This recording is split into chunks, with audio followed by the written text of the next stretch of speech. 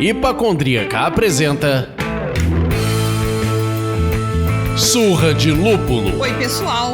Bom dia, boa tarde, boa noite. Eu sou Ludmila Sapatão e mais conhecida no Instagram como Hipacondríaca. E no programa de hoje, mantendo o nosso compromisso com a diversidade e inclusão, vamos falar com Roberta Pierri, da cervejaria Sapatista. E aí, Roberta? Opa, boa noite, bom dia, boa tarde. Tudo bom? Tudo ótimo, bem-vinda, Roberta. E eu sou o Leandro, que podem me chamar hoje, com muita felicidade eu digo que eu sou o minoria dessa bagaça. Até que fim, muito Leandro. Feliz com isso. Puta que pariu. Roberta, a gente grava bebendo, bate esse papo aí tomando os goles, e aí eu queria saber o que você está bebendo. Puxa, que convite difícil esse, de bater um papo e ter que tomar uma cerveja, né? Grande desafio. É um grande desafio. Eu tô aqui tomando, então, a nossa incendiária, que é uma Red IPA, perfeita pra esse climinha aqui que a gente tá vivendo. E pra todos os dias, na verdade, né? Este cheiro de queimado é o cheiro de fogo no parquinho.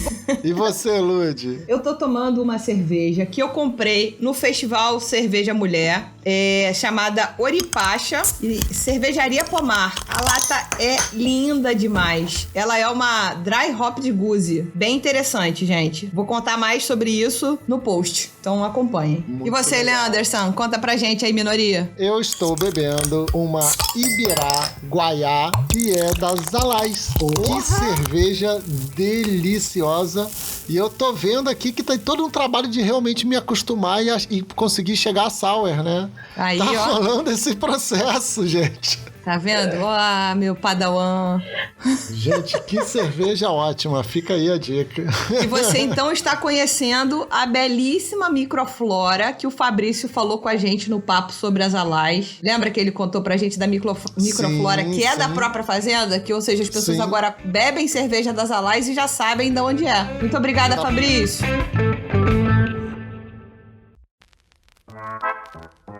Para começar, o pessoal quer saber qual a sua formação, seus interesses e como isso contribuiu para chegar na cervejaria Sapatista. Eu sou bióloga de formação, sou mestra em botânica, e tenho todo um carinho, apreço, assim, né, pelas plantas em geral e tudo que compõe, assim, a natureza e pelos produtos, pelos processos, né, de extrair da natureza, isso também, coisas do nosso uso. Eu sou amante de cerveja há bastante tempo, então eu tenho já um hábito de tomar aquela cervejinha e fui me interessando pela cerveja artesanal quando chegou aquele boom. Foi lá em 2015, mais ou menos. Tava se falando muito e eu comecei a querer estudar. E como eu gosto muito também da culinária, gosto de cozinhar, eu pensei, putz, eu posso cozinhar a minha própria cerveja, né? Por que eu não me aventuro nisso? E aí comecei a estudar, a ler alguns livros, ler muito material na internet, e acho que muitos dos processos da produção de cerveja, de uma certa forma, foi um pouco mais fácil para eu entender por conta da minha formação enquanto bióloga. Então, várias etapas de processos, por exemplo, metabólico, sempre curti muito a parte bioquímica, além, claro, da parte ecológica, que eu sou botânica, eu sempre gostei muito da parte molecular também, trabalhei algum tempo com isso, né, em outro setor, mas então acho que esse conhecimento biológico me facilitou o estudo para cerveja. E aí, juntando esses conhecimentos com o estudo e a vontade de querer cozinhar a minha bebida, né, digamos assim, eu fui fazendo e fui aprendendo na prática, assim mesmo, e com as leituras e no dia a dia. Muito legal. Então você nem fez nenhum curso especificamente para técnico cervejeiro, nem nada parecido, só por curiosidade mesmo? Não fiz, quero muito fazer, isso tá nos meus planos. Eu confesso que eu queria muito fazer o mestra cervejeira. Por enquanto, não sei como é que isso seria possível, porque a gente tem o curso em Santa Catarina, teria que também estar morando lá, daí eu tenho a sapatista, que eu sou sozinha aqui na empresa, mas é plano futuro, eu quero muito aperfeiçoar mais meus conhecimentos. Antes disso, talvez fazer uns cursos mais, talvez algum técnico, alguma coisa mais próximo daqui, mas eu quero muito chegar no mestre cervejeira, e com certeza que eu tenho muita coisa pra aprender a aperfeiçoar. Não, com certeza. Eu acho muito legal quando a gente conversa e escuta essas histórias, que eu sempre visualizo uma parada assim, tipo, cara, você tá fazendo o que você estudou, né? Tá conseguindo alinhar o seu gosto, o seu desejo ao que você estudou da parte da biologia e de todos esses outros termos que eu não consigo repetir nunca. Há um prazer, sabe? Há um prazer mesmo. E é muito maneiro isso. Eu só consigo pensar assim, que bom que você, né, e outras pessoas que a gente já convidou aqui, já conversou, que também tem formação na área, estão lidando pro lado bom da coisa, porque senão é só um bando de Walter Whites, né? You're goddamn right. Imagina.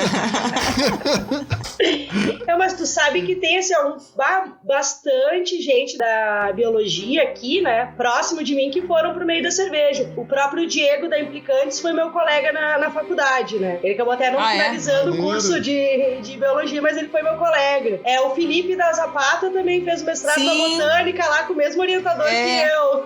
Exato, eu ia falar isso. O Felipe falou sobre isso aqui com a gente. Ele é aceleradíssimo, né? Tipo...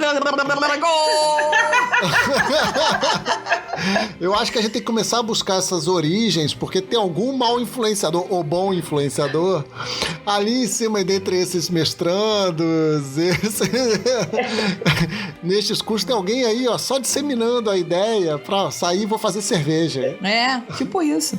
Aí, tipo, você vai ver um advogado, vai querer sair da carreira de direito pra fazer cerveja. Amor, você não tem a formação prévia, você não é biólogo, você não é químico, você não entende dessa bagaça. Fica aí fazendo petição. Paciência. Então, Roberta, a gente ouve aqui algumas vezes que não existe necessidade, não é aqui no Surra de Lúpulo, mas a gente ouve no Brasil, no mundo, né? Que não existe necessidade de afirmação de núcleos temáticos e que todo mundo é igual e etc. Bom, isso é o que dizem por aí. A gente sabe que não é assim. Então eu queria saber de você, ouvir de você, uma pessoa que foi lá e constituiu a sua empresa. Qual a importância de ter uma cervejaria que defende a temática LGBTQI+. Então esse assunto é bem trazido assim pelas pessoas que são aceitas pela norma, né, da sociedade, que seria aquela pessoa heterossexual e que é vista enquanto seu gênero também. Pra que levantar bandeira? É todo mundo igual, não precisa. Eu acredito que a luta que a gente faz hoje é para que um dia a gente consiga chegar nesse ponto e poder chamar pessoas de pessoas, né? Mas enquanto a gente vive numa sociedade em que todo dia morre alguma trans, mulheres são estupradas a todos os minutos, matam gays, lésbicas, travestis, transexuais, espancam o tempo todo, isso mostra que a gente não é visto quanto igual, né? Então a gente precisa bater no peito, de certa forma, levantar a bandeira e dizer sim, eu sou isso. A gente precisa ainda se rotular enquanto isso, para que as pessoas entendam que isso é normal, para que em algum ponto, quando isso mudar, a gente possa realmente se chamar de pessoas ou do que a gente quiser também ser chamado, né? Isso é o que tem menos isso também. importa. Leandro prefere ser chamado de mamífero, por exemplo. Adoro. Todos nós somos, né? Exato. Mas ele tá querendo se apropriar. Não, ele tá querendo se apropriar. Não. Eu me chamo todo mundo de mamífero, gente. Não tem maior pé de igualdade do que isso. É todo mundo mamífero nessa bodega. Mas tu sabe que no ano passado, quando a gente participou do primeiro festival de cerveja, que foi o Sul-Americano, foi meu primeiro festival. Eu tava lá com 3 torneiras de chopp. A cervejaria que menos tinha 8, 9, por aí. Então ninguém me conhecia, aquele um frio na barriga, o stand pouco adesivado, né? Eu consegui fazer o mínimo, assim, e o resto teve que ficar meio branco padrão, porque, enfim, tudo iniciando. trabalhando em várias questões também, né, financeiras pra isso. Claro. E aí eu levei a minha bandeira e eu respirei fundo, assim, e pensei, será que eu estendo ela? Será que não? E aquele frio e o meio super masculinizado, né? E então eu respirei fundo, assim, e disse, é isso, eu tenho que estender a bandeira e vamos lá, tem que encarar o que vier, porque a gente encara isso no dia a dia, né? Até fora do meio da cerveja. Mas foi um medo muito grande que deu. E teve um rapaz com o pai que questionou meio que dizendo que não tinha por que fazer aquilo, que a gente tinha que tirar a bandeira, porque todo mundo era igual. E aí se desenrolou a conversa até, tipo, ele entender, digamos, mais ou menos. Mas a questão era essa. Se fosse realmente todo mundo igual, por que tu estaria questionando a bandeira? Então, claro. Não sabe fazer a pessoa entender isso. E no final é uma bandeira colorida só, gente, né? E linda. É só uma bandeira colorida. Linda pra caceta, harmônica. É só uma bandeira colorida. Quando eu falo só, também não quero reduzir a importância desse signo, não é isso. Mas é que as pessoas se incomodam com pouca coisa, entendeu? Então, enfim. Mas que bom que você foi lá, estendeu sua bandeira, e imagino que tenha dado tudo certo na medida do possível também, porque era a tua primeira experiência. Enfim, as primeiras vezes costumam ser meio estranhas mesmo.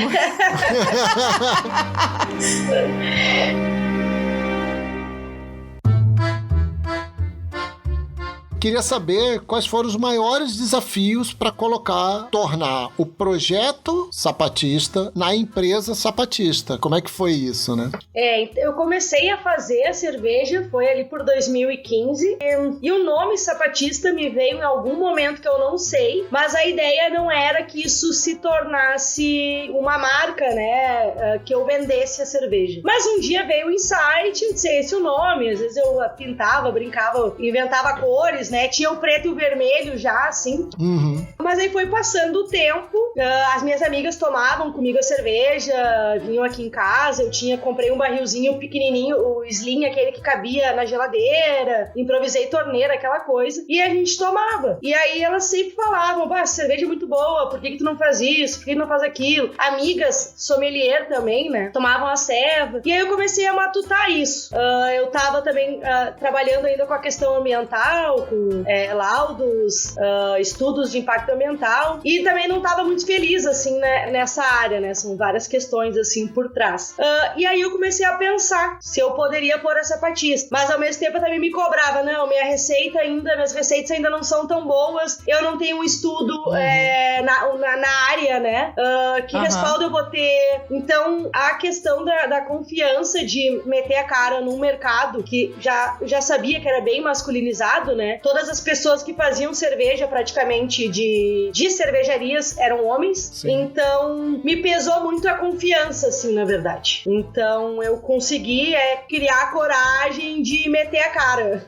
Deu bastante medo, assim, mas aí foi, uma amiga minha fez os rótulos, eu imprimi, quando eu botei eles na garrafa, eu me apaixonei pelos rótulos, e aí aquilo também me deu uma emoção, e aí comecei a estudar um pouco mais, visitar cervejarias, pensar como eu poderia fazer. E aí, meti a cara, assim, é que eu tenho um pouco disso da minha vivência também. Sinto medo, nervosismo, mas eu sou uma pessoa também que encara as coisas. Então, acho que juntou tudo isso.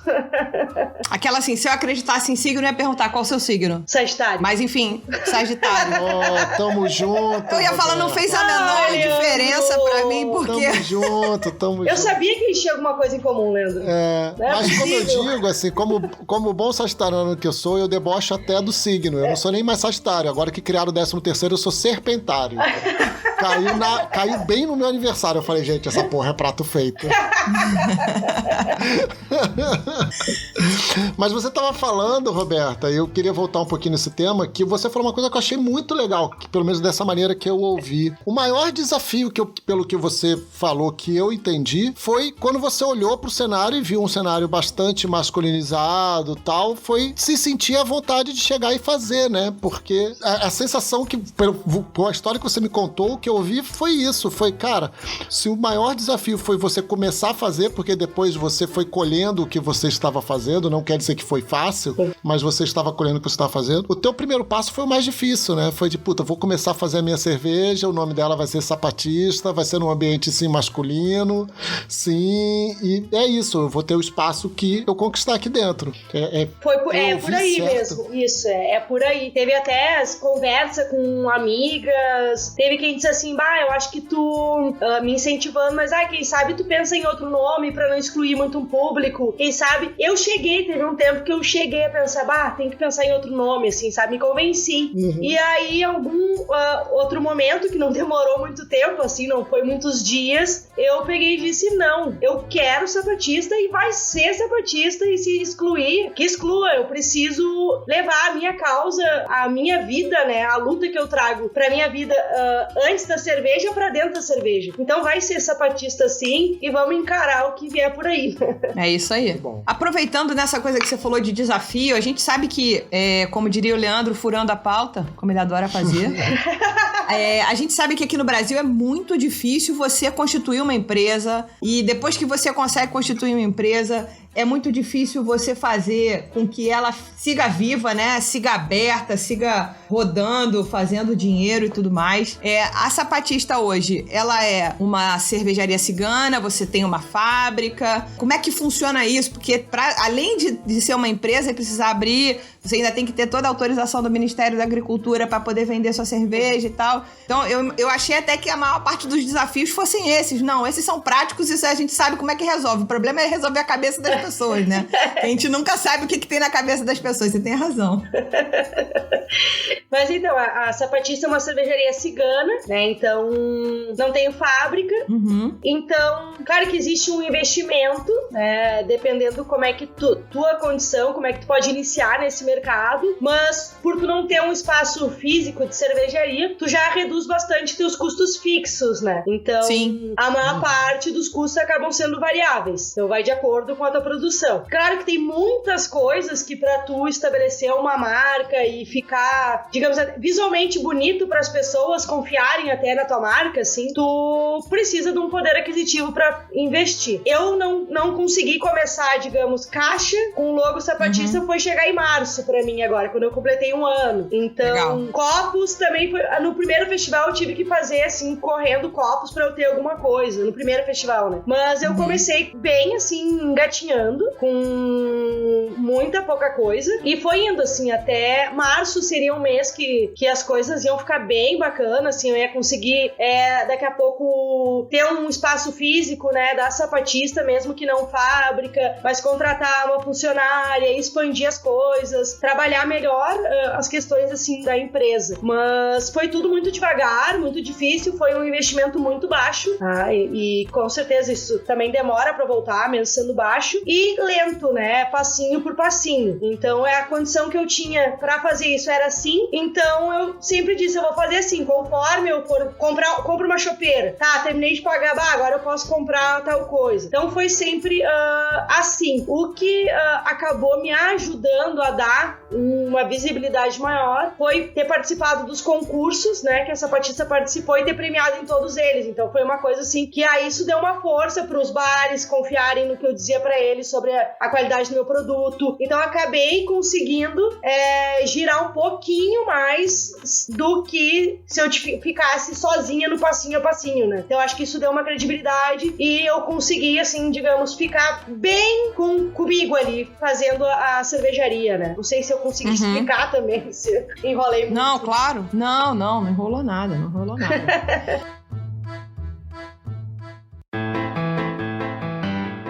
Me explica então agora que eu dei uma olhada nos nomes das cervejas e tal. A escolha dos nomes dos rótulos é uma forma de protesto? E se aproveita e fala sobre, sei lá, o nome da cerveja e qual é o estilo, só pra gente situar os nossos ouvintes. É uma forma de protesto, sim, no sentido que quando eu comecei a estudar cerveja pra produzir, eu fui descobrindo a história da cerveja, que ela foi descoberta por mulheres, as mulheres produziam tinham a cerveja lá por 8.000 anos antes de Cristo, né? Foi se passando vários anos, elas em alguns lugares consagradas como deusa. Então, fui vendo toda essa história da cerveja, que até depois de ter sido já, né, virado propriedade dos homens por questões de industrialização, de fazer fora de casa, foi uma mulher que trouxe o lúpulo, né? Então isso me encantou muito. Quando eu fui estudando e vendo a história também, eu pensei, putz, por que ninguém fala disso, né? Por que um conhecimento tem que ficar buscando? Não é qualquer coisa que tu põe na internet e tu vai encontrar essa informação. Tu tem que ficar buscando e querendo. Não, a maior parte das informações das cervejarias não trazem esse contexto histórico. Os livros não trazem, né? Então, eu senti que eu precisava, que isso era muito bacana e que cada cerveja que eu produzisse teria o nome de uma mulher, né? Isso foi até anterior ao nome sapatista. Foi a primeira coisa que veio. Cada cerveja que eu fizer vai ter um nome. E aí, a primeira cerveja que eu fixei como receita, isso caseiramente, foi a Incendiária, que é a Red IPA, essa cerveja que eu tô tomando. Então, o nome veio a partir da Louise Michel, que era conhecida como incendiária durante a Comuna de Paris. Então, também me atraio por histórias de algumas mulheres que foram de movimentos contra a cultura, né, e que lutaram contra isso em relação ao Estado ou dentro da própria sociedade de diversas formas. E aí foi o primeiro nome que surgiu, assim. Me veio ela, e aí a cerveja é uma Red IPA, então incendiária, o fogo vermelho, algo um pouco mais forte, e eu pensei que, fechou tudo, assim. Mas foi assim, um insight em algum momento que eu nem me lembro muito bem. Mas é nessa pegada. Aí depois outra receita que eu fixei, fazendo em casa, repetindo daí várias vezes, né? Que eu fiz vários rótulos e muitos eu não, essa aqui eu não gostei muito. E outros eu fui melhorando. Aí foi a Pantera Negra, que é uma RIS, né? A Russian Imperial Stout. E ela se chama Pantera Negra porque faz uma homenagem a Sata Shakur, que foi uma Pantera Negra, né? Então, também dentro dessa questão de trazer um movimento de mulheres e homens, pessoas negras, eu também me questionei um pouco, enquanto uma mulher branca, o que seria, né, eu usar desse movimento para ter um nome na cerveja, né? Se seria isso, seria visto. E essa preocupação, eu conversei daí com várias mulheres do movimento negro de Porto Alegre, conheço, enfim, algumas pessoas, e tive esse debate, essa discussão, e chegou à conclusão que seria muito bacana que tivesse a história dessa mulher, ou de outras também, para que outras pessoas conheçam, né? Então também passou por essa discussão, assim, antes de ter esse nome. Depois, aí a gente lançou uma Pilsen, tá? A Pilsen, na verdade, é uma cerveja que não é nossa receita, tá? É uma parceria com a cervejaria Continente. Então essa é a única receita que não fui eu que criei, mas ela se chama Olga. Ela faz uma homenagem a Olga Benário. E a ideia inicialmente era que a imagem do rótulo, isso acabou mudando depois, né? Cada rótulo traria um movimento contra a cultura. Então, até não mudou tanto na Olga. Porque daí na época da ditadura, foi a época que a Olga estava por aqui, se trabalhavam com muitas colagens, né? Então, o rótulo, se tu olhar, ele é uma colagem da Olga com cactos, trazendo também a mulher um sofrimento, e aí o logo da sapatista é inserido no meio disso. Depois, foi em novembro do ano passado, se não me engano, aí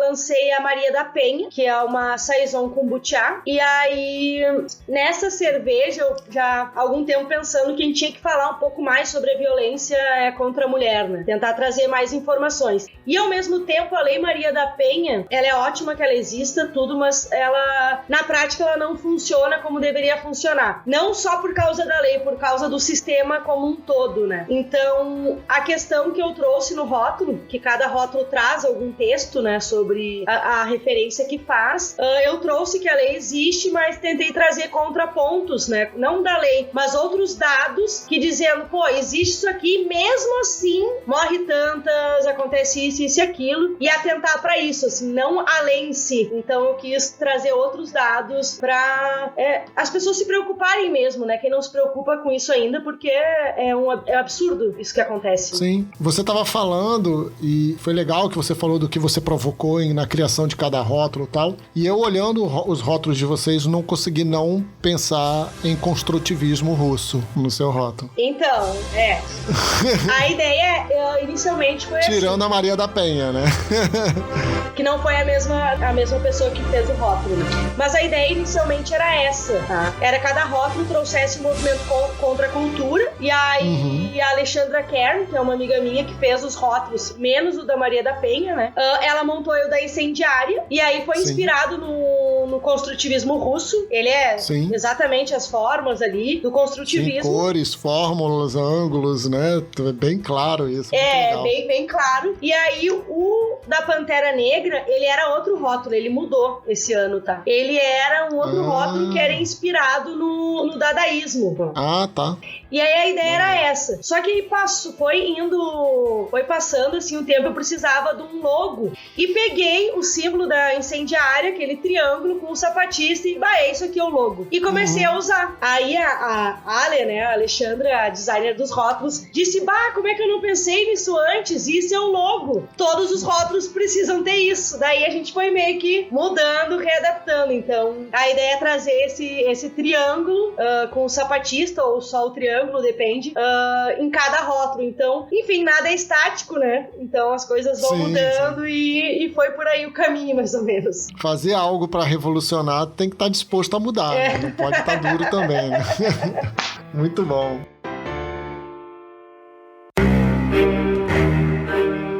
Você tem 5 anos, né, desde quando começou a mergulhar nesse universo, e pelo que você falou agora, me corrija se eu errei na matemática, eu já falei, sou designer, sou das artes, é pior do que de exatas ou de humanas.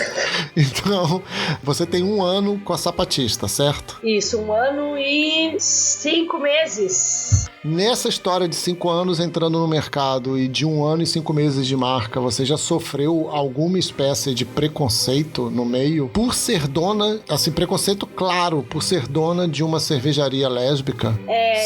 Diretamente pra mim, não. O que acontece muito é questionar quem que é o cervejeiro, ou quem que é o dono, né? Nos festivais, mas quem que... Posso falar com o dono? Posso falar com o proprietário? Não, tá pode falando sim. Comigo. Prazer. É aquele estrutural básico, né? É o preconceito estrutural básico. E algumas caras, assim, de algum dono de bar, na tentativa de fazer a venda, né? Então tu olhava, ver algumas caras, te olhava meio feio, daí também ninguém conhecia, né? Então duvidava daquilo que eu tava falando sobre a cerveja. Então algumas coisas nesse sentido, mas nada assim explícito, né? Então, assim, não chegou diretamente até mim, mas com certeza já deu o que falar nas costas, não tenho dúvida. Esse seu depoimento reafirma uma coisa que a gente sente aqui, e é uma questão dentro das minorias existem privilégios também. Então, eu tenho absoluta certeza que eu vivo numa bolha maravilhosa de carinho, de compreensão, de amor, de amigos que me respeitam, enfim, viver um relacionamento muito recíproco e tal, enfim. Mas a gente sabe que essa não é a realidade, né? Ou seja, a gente já vive, a gente é uma minoria, tudo bem, mas a gente vive numa bolha, como você falou, eu tive coisa muito velada, né? Um ou outro, uma piadinha aqui, mas nada ostensivo, nada que te fizesse, de fato, pensar na sua segurança, pessoalmente falando, sabe? Mas a gente não pode fechar o olho pra isso. Isso deve ser uma realidade pra um monte de mulheres, lésbicas ou não, um monte de pessoas negras. E a gente fica, entre aspas, feliz de estar nessa bolha, mas ao mesmo tempo triste por não ser todo mundo que pode usufruir desse ambiente mais seguro, né? Bem por aí. A coisa não é tão linda quanto na nossa bolha. Exato. E toda vez que a gente vê uma situação muito maluca, você fala, cara, eu tô muito dentro da bolha, né? Toda vez que você vê uma situação que foge um pouco disso, você fala, caramba, como eu sou sortuda ainda, né? Mas, enfim, como eu disse, quando o papo é bom, a conversa corre solta e a Roberta tem essa gargalhada aí que vai deixar a gente rindo até amanhã, né? Conta pra gente o que tem de plano. A gente sabe que o ano de 2020 era pra ser um ano de mais desenvolvimento. Você falou aí que a gente em março tava fazendo um ano cheio de plano e tal, aí vem a pandemia. Mas, enfim, mal ou bem, a pandemia tá passando, a vacina vai chegar. Se não for pelo construtivismo russo, a vacina do russo tá chegando aí qualquer hora dessa. Então, o que o futuro reserva pra sapatista? Então, o que eu vou falar pra vocês? Não sei muito o que dizer, não sabe de que forma que vão acontecer as coisas, assim, porque tudo que eu penso, assim, tentar planejar, vamos fazer um comparativo com o ano passado e ver se a gente cresceu, o que aconteceu. Não tem como, né? Primeiro, quando fechou um ano, aí deu tudo isso, não tem como comparar com um ano, porque um ano tá recém começando, então acho que é um pouco difícil, assim, planejar muitas coisas, mas uma outra coisa que a gente vai fazer agora é lançar um novo rótulo, já tá em desenvolvimento, já tá marcada a produção do lote mesmo, aguardando aí o rótulo pra trazer mais uma novidade. Eu confesso que é uma cerveja que eu já queria há muito tempo e tava ali segurando, mas eu vou muito também pelo meu gosto, assim, então eu sinto falta desse estilo, assim, que não vai fugir tanto do que já tem, mas é uma coisa que eu queria muito. Não quero contar agora, né? Eu tô vendo esse suspense todo, eu tô esperando. Ela vai falar, é uma New England. Tô brincando. Não é uma New England. Então, mas assim, ó, pessoal, no final de setembro, a gente vai lançar um novo rótulo e a gente vai contar lá na página da Sapatista. Segue lá, que no finalzinho antes a gente conta. Gostei. A gênia do marketing, cara. Não teve jeito, Leandro. E entregamos pro Rio, sim, tá? A gente consegue entregar pra todo o Brasil, então é só fazer o pedido aí, a gente faz a cotação do frete e a cerveja chega aí em seguida. Maravilha. E aí, Leandro? Infelizmente, encerramos aqui o programa. Roberta, muito obrigado. Adorei esse bate-papo. Achei muito bom. Foi um prazer receber você, trocar essa ideia. Nossa, foi Adorei muito bom. aqui. Tô muito feliz, sim, também. Bem legal. Também curti muito. Achei você uma pessoa com astral super elevado. É disso que a gente... Sagitariana. É Sagitário, amiga. né? Sagitário. É isso. A Então, gente dá parte licença. rindo, depois a gente xinga.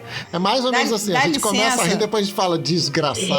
Dá licença, que a melhor sagitariana do mundo é minha esposa. Então dá licença, tá? Vamos deixar quieto. Você tem bom dedo. Então. Tá cercado. Mas enfim, foi um prazer recebê-la aqui. Foi sensacional. Tá na linha do programa do Surra de Lúpulo de falar com todo tipo de cervejaria, gente. Tá, a gente quer essa diversidade mesmo. E a gente quer saber de todas as novidades que a Sapatista inventar, para que a gente possa ajudar a empurrar aqui no Rio e onde for mais do jeito que der, tá? Então conta com a gente sempre. Ludi, Leandro, muito obrigada por esse convite, eu adorei, sensacional. Queria conversar mais com vocês, vamos marcar aí um Zoom depois nós pra rir um pouquinho. Vamos. Outro momento. Com certeza. Ludi, muito obrigada, tô bem feliz, eu adorei. Vocês são incríveis, assim, muito bacana. Muito obrigada. Obrigado, querido. Contem conosco. E Igual. quando eu voltar no Sul, esse ano eu fui a Porto Alegre, não conhecia vocês ainda, se não tinha batido na porta da sua cerveja. Deixa eu beber do tanque! Ela faz isso, tá? Pode fazer.